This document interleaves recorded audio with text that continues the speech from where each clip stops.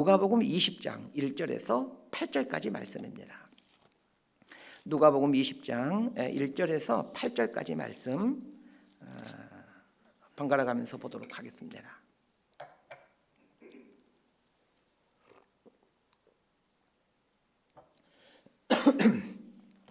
제가 먼저 읽습니다. 하루는 예수께서 성전에서 백성을 가르치시며 복음을 전하실새 대제사장들과 서기관들이 장로들과 함께 가까이 와서 말하여 이르되 당신이 무슨 권위로 이런 일을 하는지 이 권위를 준 이가 누구인지 우리에게 말하라.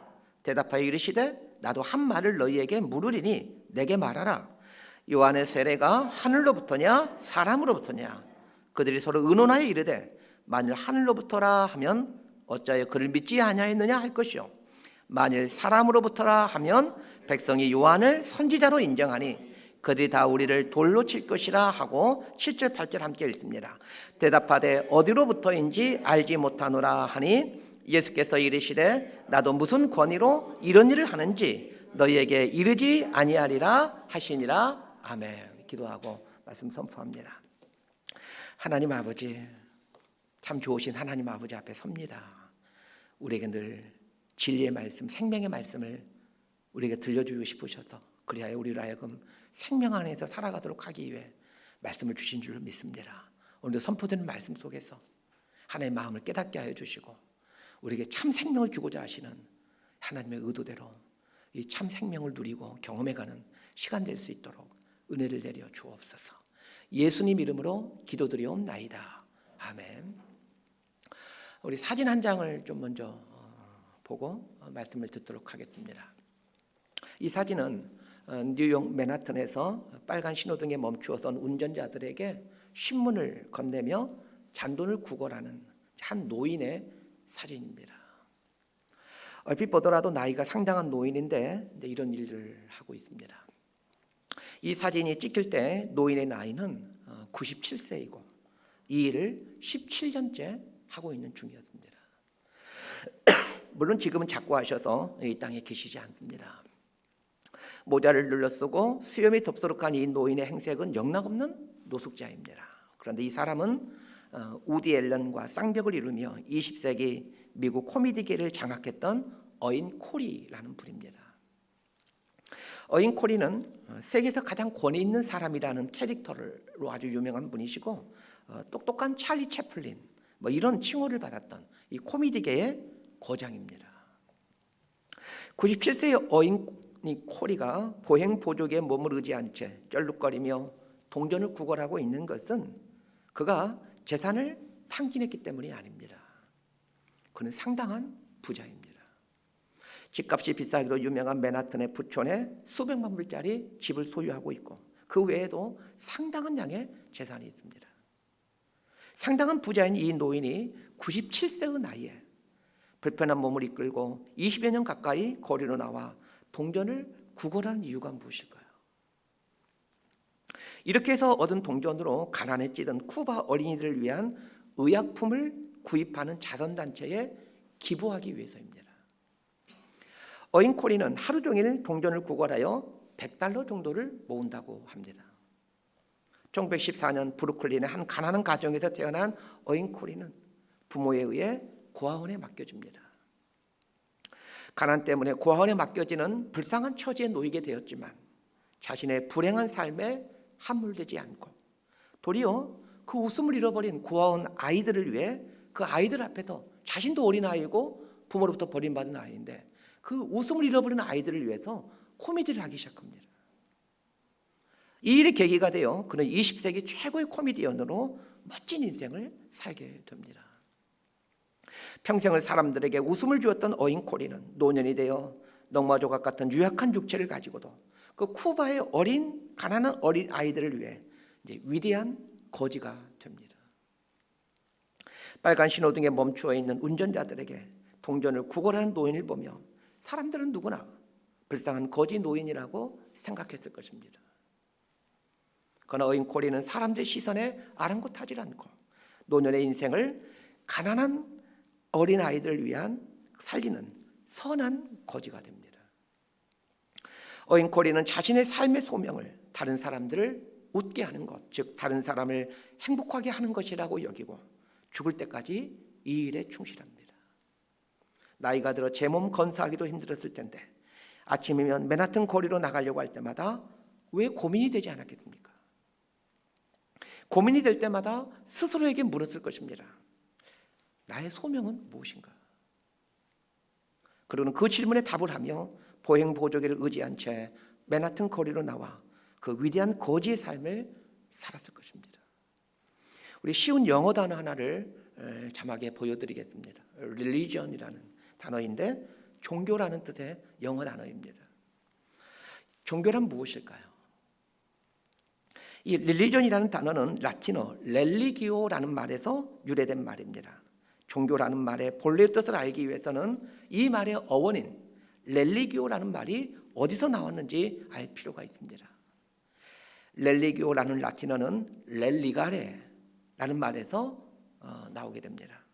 이 레라는 이 단어는 다시라는 뜻이고 리가레라는 단어는 연결하다라는 뜻입니다. 해석하면 렐리가레라는 말은 다시 연결하다라는 뜻입니다. 종교라는 말은 다시 연결하다라는 말에서 나왔습니다. 정리하면 서양에서는 종교를 절대자이신 하나님과 다시 연결하는 것, 이렇게 생각했던 것입니다. 종교란 하나님과 다시 연결하는 것, 이 정의가 참 마음에 듭니다. 그러면 종교인이란 어떤 사람이겠습니까? 하나님과 사람을 다시 연결시켜가는 사람, 이렇게 정의할 수 있습니다. 오늘 본문에는 대제사장, 서기관, 장로가 등장합니다. 이런 사람들 가리켜 종교인이라고 부릅니다. 위에서 종교인을 어떻게 정의했습니까? 하나님과 사람을 다시 연결시키는 사람, 이렇게 정의했습니다. 이들은 모두 하나님과 사람을 연결시키는 일을 사명으로 여기고 종교인이 된 사람들입니다. 오늘 본문을 보면서 중요하게 보셔야 될 것이 있습니다. 성경은 예수님을 만났던 사람들은 하나같이 예수님을 만난 후 새로운 행동이나 새로운 결단을 하게 되었다는 것을 성경은 증언하고 있습니다. 몇 주 전에 배웠던 여리고의 두 맹인과 삭개오라는 사람을 생각해 보십시다. 두 맹인이 예수님을 만난 이야기의 결론 부분은 하나님께 영광 돌리며 예수를 따르니라 라는 말로 결론을 맺고 있습니다. 두 맹인이 예수님을 만나게 되므로 하나님께 영광 돌리는 사람으로, 그리고 예수님을 따르는 사람으로 변화되었다는 겁니다. 삭개오 이야기도 마찬가지였습니다. 삭개오 이야기는 소유의 절반을 가난한 사람들에게 나누어 주겠다라는 결단을 함으로 결론을 맺고 있습니다.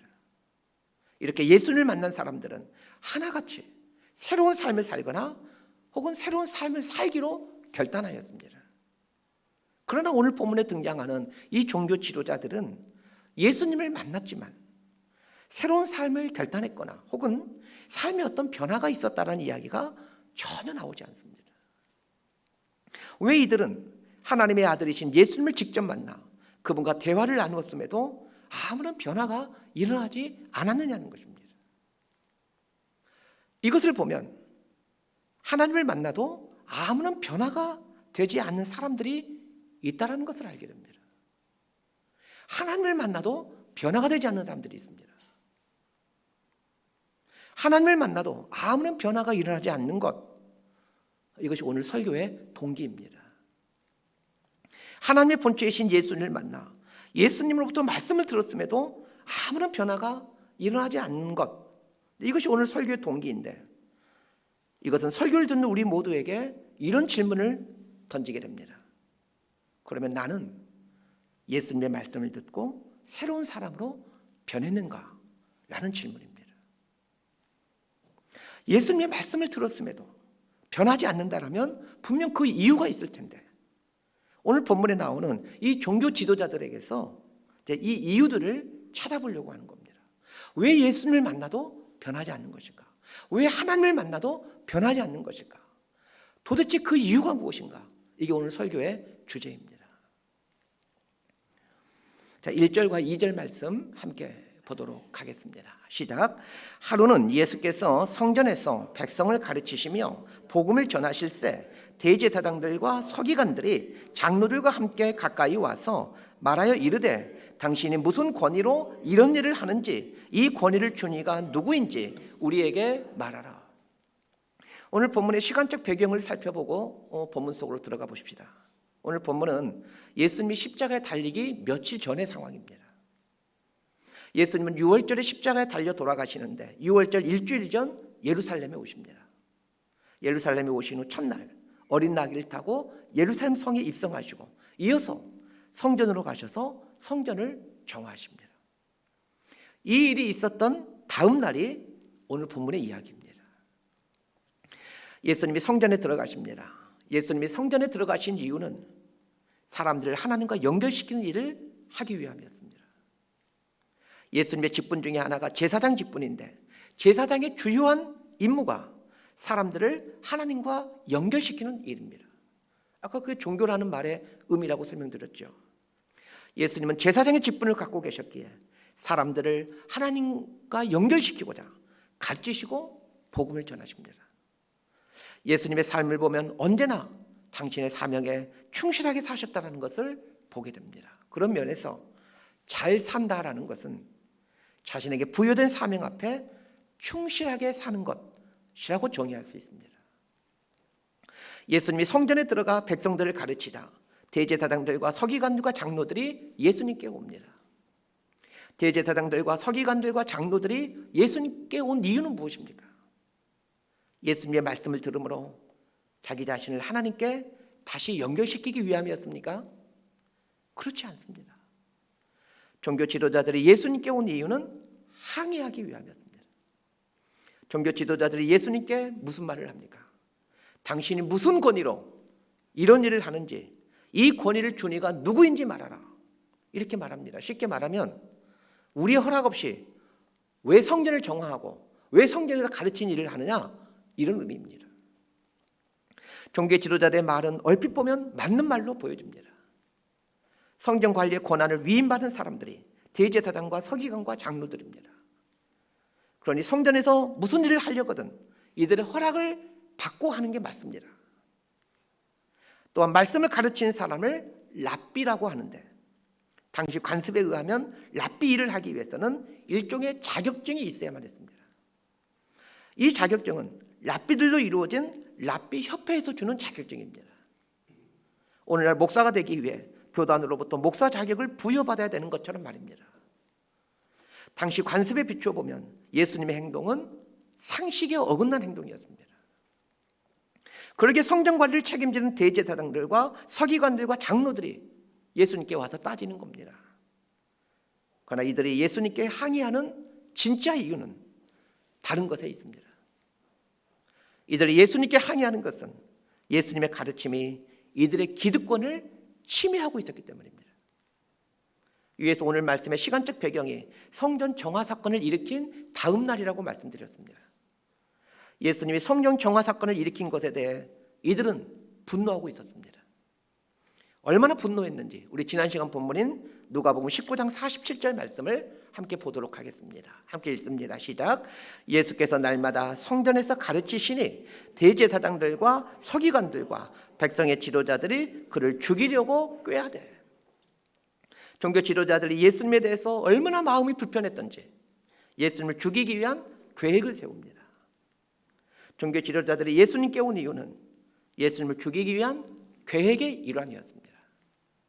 종교 지도자들은 예수님이 성전을 정화할 아무런 권한이 없음을, 또한 예수님이 사람들을 가르칠 자격이 없음을 들먹이며 예수님을 죽일 명분을 찾고자 왔던 것입니다. 이들이 예수님을 죽이고자 했던 이유는 자신들이 가지고 있던 그 기득권에 예수님이 걸림돌이 되었기 때문입니다. 오늘 설교의 핵심 첫 번째가 이것입니다. 예수님을 만나 예수님의 말씀을 들으면서도 아무런 변화가 일어나지 않는 첫 번째 이유는 기득권을 포기하지 못하기 때문입니다. 오늘 본문에 나오는 종교 지도자들의 모습을 보면서 우리는 나와 아무런 상관이 없는 사람들이라고 생각하기 쉬울 겁니다. 그러나 우리들의 모습 안에 이 종교 지도자들의 모습이 고스란히 담겨져 있습니다. 종교 지도자들이 예수님을 만나 예수님의 말씀을 들으면서도 변화되지 않는 이유에 대해 기득권을 포기하지 못했기 때문이라고 말씀드렸습니다. 그러면 기득권을 포기한다라는 말과 같은 말이 무슨 말이겠습니까? 예수님께서 하셨던 말씀으로 표현하면 기득권을 포기한다라는 말은 나를 부인하는 삶입니다. 예수님이 하신 유명한 말씀이 있습니다. 누구든지 나를 따르려거든 자기를 부인하고 나를 따를지니라. 자기를 부인한다라는 말이 자기 기득권을 포기한다라는 말입니다. 기독교인으로 신앙생활을 해오면서 이 자기를 부인한다라는 말이 얼마나 중요한 말인지, 이 말이 우리 기독교의 가장 핵심되는 말이라는 것을 날이 갈수록 공감해 가고 있습니다. 우리 그리스도인들이 잠시라도 잊어서는 안 될 주제가 자기 부인입니다. 그런데 이 자기 부인이 쉽지가 않습니다. 왜냐하면 이 세상은 자기 이익을 위해 살아가는 곳이기 때문에 그렇습니다. 자기 이익을 위해 살아가는 이 세상 한복판에서 자기를 부인하며 산다? 이건 참으로 어렵고 힘든 일입니다. 종교 지도자들 입장에서 보면 예수님의 행동과 말은 자신들의 이익을 침해했습니다. 그런데 예수님의 말씀들을 유심히 보시길 바랍니다. 예수님의 말씀은 항상 내 이익을 침해하는 말씀입니다. 그래서 예수님의 말씀은 늘 걸림돌이 됩니다.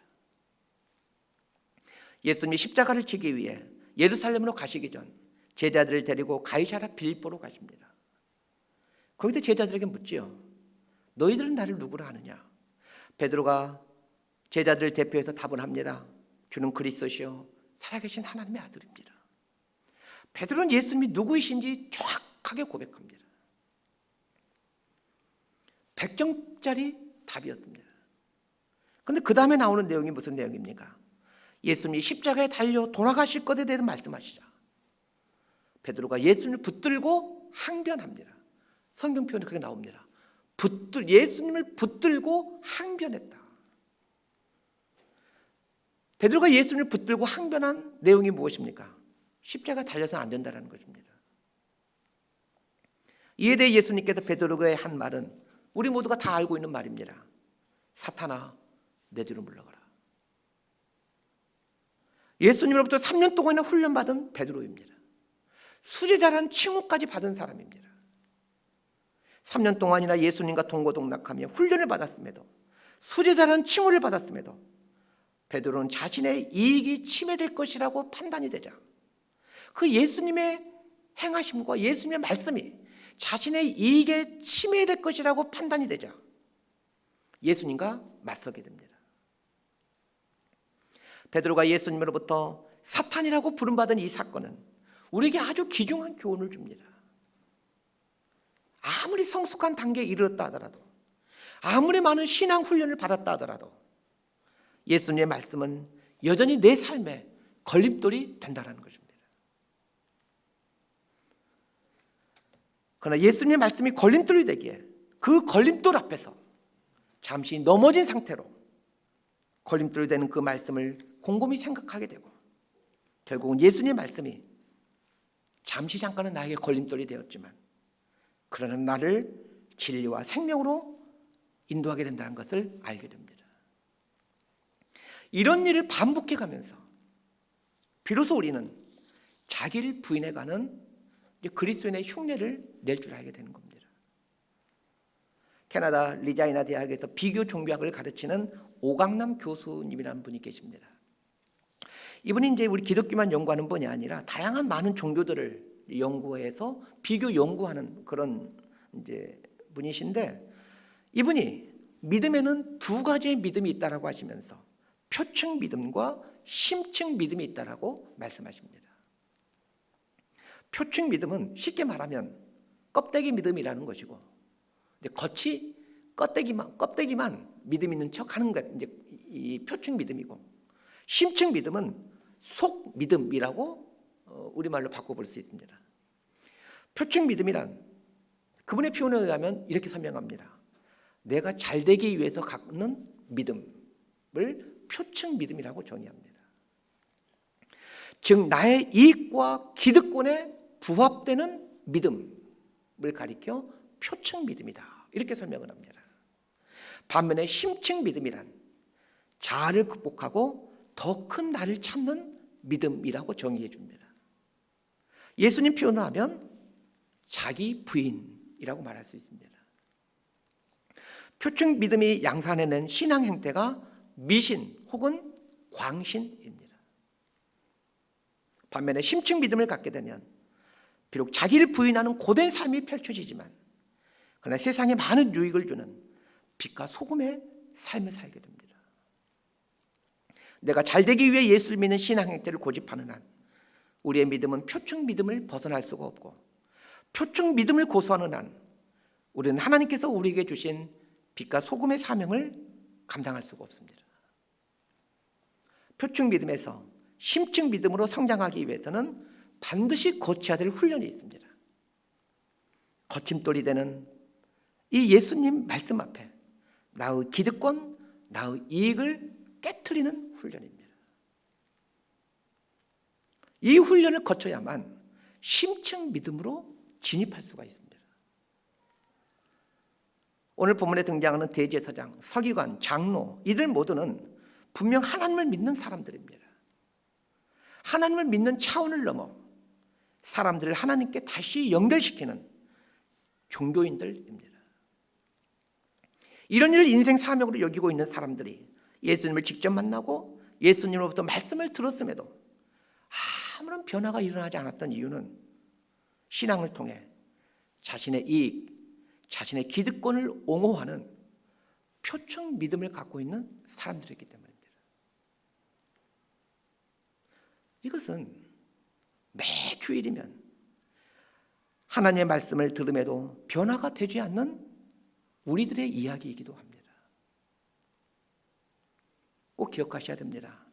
이권에 몰입하면 영적인 안목이 흐려지게 됩니다. 예배, 경배, 우리가 지금도 예배를 드리고 있는데 이 예배, 경배라는 히브리어 단어가 사하라는 단어인데 이 사하라는 단어는 풀이 죽게 하다, 땅에 엎드리다 라는 뜻의 단어입니다. 우리는 매 주일이면 하나님 앞에 나와 예배, 경배를 드립니다. 예배를 드린다라는 말은 그 원문의 뜻에 의한다라면 나 자신에 대해 풀이 죽는다 입니다. 우리가 기운이 없어 보이거나 절망하고 있는 사람에게 왜 풀이 죽어 있어? 이렇게 말을 하죠. 예배는 하나님 앞에 풀이 죽는 것입니다. 풀이 죽어서 납작 엎드리는 것이 예배입니다. 일주일마다 예배가 있는 것은 일주일에 한 번씩은 나에 대해 풀이 죽는 이 훈련, 이 연습을 행함으로 나는 죽고 예수가 살게 하기 위함입니다. 그러나 오늘 본문에 나오는 이 종교 지도자들을 보십시오. 자신을 살게 하고 예수를 죽이기 위해 서 있지 않습니까? 바른 신앙은 나를 죽이고 예수를 살게 하는 것입니다. 예수님을 직접 만나고 예수님의 말씀을 들었음에도 변화되지 않은 두 번째 이유를 보겠습니다. 자, 3절에서 8절까지 말씀 함께 보겠습니다. 시작.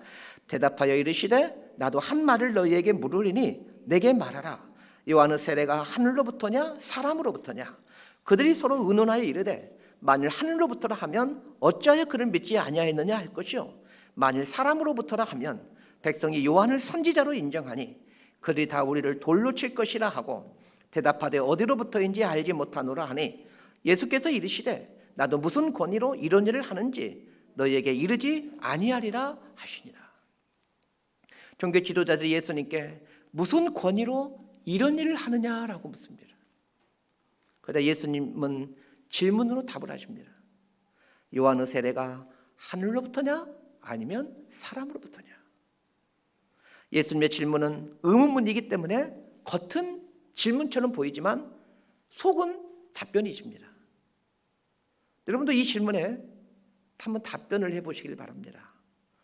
예수님의 질문을 풀이하면 이런 뜻입니다. 세례 요한이 하나님이 보내신 자이냐 아니면 자기 스스로 선지자라고 생각하고 자기 스스로 선지자 노릇한 사람이냐 이런 말입니다. 자, 여러분이 갖고 있는 신앙 지식을 다 동원해서 이 질문에 답을 해보시길 바랍니다.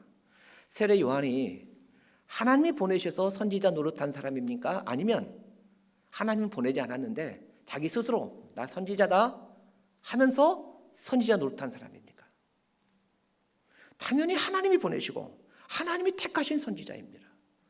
우리 예수 믿는 사람들이라면 모두 다 이렇게 답을 쉽게 할 것입니다. 예수님의 이 질문은 저와 여러분에게 결코 어려운 질문이 아니고 또 이 당시 이스라엘 백성들에게도 전혀 어려운 질문이 아닙니다. 삼척 동자도 알고 있는 질문입니다. 이 당시 이스라엘 백성들에게 이 질문을 했다면 모든 사람들은 조금의 망설임 없이 당연히 세례 요한은 하나님이 보내신 선지자입니다. 이렇게 답을 했을 겁니다. 자, 그런데도 하나님에 대해서 가장 박식한 지식을 갖고 있는 이 종교 지도자들은 이 쉬운 문제에 대해 답을 하지를 못합니다. 답을 모르기 때문에 답을 못하는 것이 아니라 답을 알고 있기 때문에 답을 못하는 겁니다. 모든 사람들이 인정하고 있는 것처럼 세례 요한이 하나님이 보내신 자입니다. 이렇게 답변한다면 이들은 큰 난관에 봉착하게 됩니다. 만약 이들이 당시 사람들이 모두 인정하고 있는 답인 세례 요한은 하나님이 보낸 자이다 이렇게 답변을 하게 된다면 예수님이 던지는 그 다음 질문이 이들을 무너뜨릴 것이기 때문입니다. 자, 그 다음 질문이란 어떤 질문이겠습니까? 만약 종교 지도자들이 세례 요한은 하나님이 보낸 선지자이다 라고 답을 한다면 예수님은 이 질문을 하실 겁니다. 그러면 세례 요한이 나에 대해서 뭐라고 말하였느냐? 세례 요한이 누누이 했던 말이, 아니 가장 강조했던 말이 예수님을 가리키며 보라 하나님의 어린 양이로다. 예수님은 흥하여야 하겠고 나는 쇠하여야 하겠다. 이런 말씀이었습니다. 세례 요한은 줄기차게 예수님이 하나님께서 보내신 그 메시아, 그 구원자라고 선포해 왔습니다.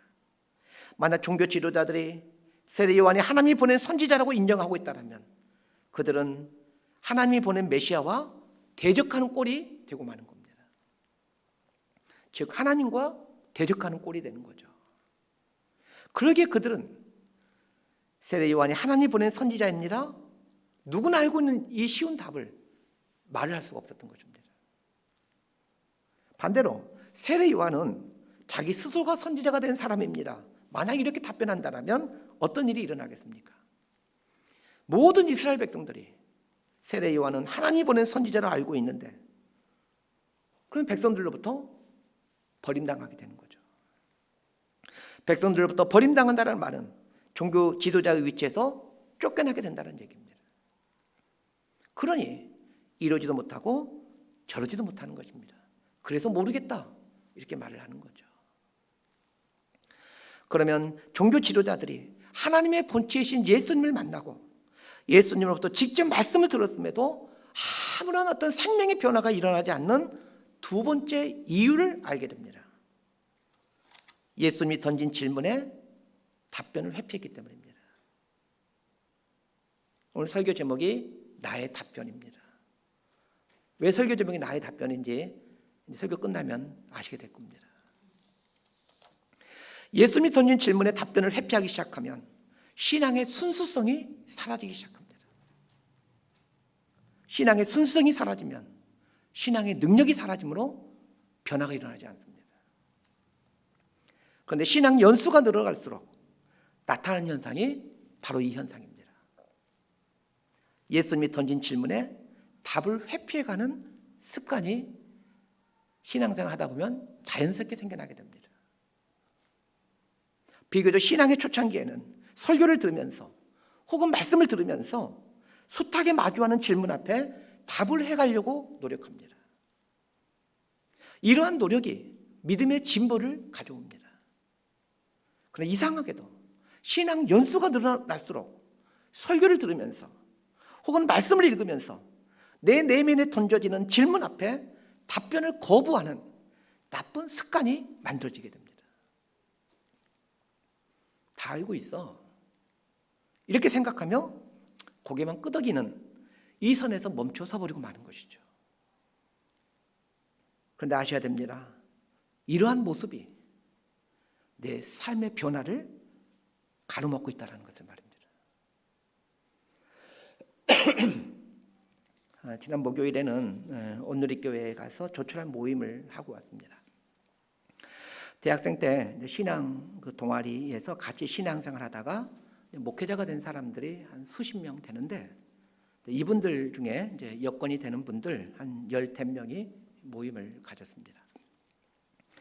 온누리교회 담임 목사이신 이재훈 목사님이 주관해서 모임을 가졌는데, 여기에 참석한 사람들은 일명 이재훈 키드라고 이제 하는 분들이라 할 수 있겠죠. 참석자 중에 제 나이가 한 중간쯤 되었는데, 거기에 참석한 후배 목회자들 대부분은 제가 간사로 사역하는 동안에 저에게 양육받았던 후배들입니다. 과장해서 표현하면 나게수 키드라고 할 수 있겠죠. 가끔은 1대1로 만나기는 했지만 이렇게 한 10명이 한 자리에 모여 예배를 드린 것은 30여 년 만이었습니다. 대학생 때 함께 신앙생활하던 사람들과 예배를 드리니 30년 전으로 돌아간 것 같았습니다. 너무나 감격스럽고 너무 행복했습니다. 함께 모여 기도할 때 저에게 주신 하나님의 음성은 대학생 때의 순수함으로 돌아가라는 음성이었습니다. 그래서 저는 이 부분을 놓고 간절히 기도했습니다. 하나님, 그 대학생 때의 순수함을 제가 다시 회복할 수 있도록 도와주십시오. 대학생 때의 순수함이 회복되기를 위해 기도했는데, 마침 예배가 마치고 이제 그 이재훈 목사님께서 안건을 내셨습니다. 우리 1년에 2번씩 1박 2일로 모여서 수련회를 하자라는 것이었습니다. 저는 이 모임에 이제 임원으로 선정되어 이 수련회를 준비하는 일을 맡게 되었습니다. 대학생 때 순수함을 회복했으면 좋겠다라는 성령님의 음성을 느꼈다고 말씀드렸는데, 그 대학생 때의 순수함이란 구체적으로 무엇입니까? 대학생 때의 순수함이란 예수님의 말씀하심에 답을 해가는 삶을 말합니다. 대학생 때는 그리해야 했던 것 같습니다. 하나님의 말씀을 묵상할 때나 혹은 설교를 들을 때 내 내면에 들려오는 그 성령님의 질문 앞에, 하나님, 저에게 주신 이 질문 앞에서 제가 어떻게 하기를 원하십니까? 이렇게 답을 구하고 마음에 주신 답변대로 행하려고 했던 것 같습니다. 말씀을 통해 던져진 내면의 질문 앞에 최선을 다해 삶으로 답변하려고 발버둥 쳤습니다. 이것이 신앙의 순수함입니다. 그날 모인 목사님들 중에 목사나 선교사가 될 걸 생각하고 대학에 왔던 사람들은 단 한 사람도 없었지만, 말씀을 통해 던져진 하나님의 질문 앞에 삶으로 답변하려고 하는 순수함들이 있었기에 이런 순수함이 목사로, 선교사로 헌신하게 했습니다. 그런데 나이가 들고 신앙의 매너리즘에 빠지게 되면서 이런 순수함이 사라져 버리더라는 것입니다. 신앙생활하면서 저에게서 발견하는 것이 이것입니다. 이 신앙의 순수함이 사라지고 있다는 것입니다. 전 나이가 가는 게 너무 좋습니다. 젊은 날로 돌아가고 싶은 생각은 추호도 없습니다. 그런데 딱 나이가 들어가면서 한 가지 안 좋은 게 있습니다. 신앙의 순수함이 사라져 버리는 것입니다. 저는 오늘 본문에 나오는 대제사장, 서기관, 장로들의 모습이 너무 익숙합니다. 제가 만나고 있는 대부분의 사람들이 목회자들인데, 만나는 사람들에게서 흔하게 보여지는 모습이 이 모습이기 때문입니다. 신앙의 순수함이 사라졌다는 것은 말씀에 대한 답변 회피의 모습으로 나타납니다. 예수님 말씀 앞에서 답변을 하지 않으려 합니다. 말로는 다 답변하죠. 여기서 말하는 답변이란 행동으로서, 삶으로서의 답변입니다. 심지어는 말씀 앞에서 답변하기 싫어 질문조차 하지 않는 삶을 살아갑니다. 신앙이 죽게 될 때 나타난 현상입니다. 말씀 앞에서 질문이 사라졌다는 것은 영혼이 호흡하지 못하고 있다는 뜻입니다. 우리의 영혼이 살아나기 위해서는 말씀 앞에서, 그리고 선포된 설교 앞에서 질문을 해야 합니다. 그리고 그 질문 앞에서 답변을 해가야 합니다. 답변을 해가는 삶을 살 때 그 사람의 신앙은 살아 역사하는 살아있는 신앙이 됩니다. 이런 과정을 통해서 우리는 그리스도인으로 변해가는 것입니다. 말씀 정리합니다. 오늘 본문은 참 이상하게 끝이 납니다. 종교 지도자들의 답변을 거부하자 예수님도 종교 지도자들의 질문에 답변하지 않겠다라는 말씀으로 끝이 납니다. 예수님의 이 마지막 말에 종교 지도자들이 어떤 행동을 했는지에 대해 성경은 함구하고 있습니다. 예수님을 만난 후 자신의 자리로 돌아간 종교 지도자들은 이후 어떤 삶을 살았을까요? 예수님이 던졌던 질문인 요한의 세례가 하늘로부터냐 사람으로부터냐라는 질문은 이렇게 바꿀 수 있습니다. 내가 하나님의 보냄받은 메시아냐 아니면 하나님과 상관없는 가짜 메시아인지 네가 판단하라. 예수님을 만난 후 자신의 자리로 돌아간 종교 지도자들은 예수님의 이 질문 앞에서 진지하게 고민하며 답변해가야만 했습니다. 그러나 확신하건대 이들은 결코 이 질문 앞에 답변을 거부하였습니다. 반면에 이들과 똑같은 종교 지도자였지만 예수님의 질문을 받고 돌아간 후 예수님의 질문에 고민해가며 답을 해갔던 한 사람이 성경에는 등장합니다. 요한복음 3장에 나오는 니고데모라는 사람입니다.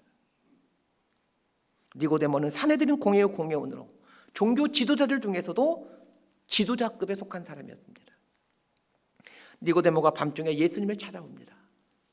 거듭나지 아니하면 하나님 나라를 볼 수 없다 라는 예수님 말씀이 도저히 받아들일 수가 없고 이해가 되지 않아 집으로 돌아갑니다. 그러나 거듭나지 않으면 하나님 나라를 볼 수 없다라는 예수님 말씀에서 자신에게 던져지는 그 다양한 질문 앞에 마주서는 용기를 냅니다. 그리고는 그 질문들 앞에 답변해 가기 시작합니다. 답을 해가는 기간이 결코 짧지 않았을 것입니다. 시간이 흘러 예수님이 십자가에 못 박힌 날 니고데모는 그동안 삶으로 찾아갔던 그 답을 드러냅니다. 예수님을 죽이고자 했던 종교 지도자들이 그 예수님의 시신에 집중하고 있는데 몰약과 침향을 가지고 와 예수님의 시체에 바릅니다.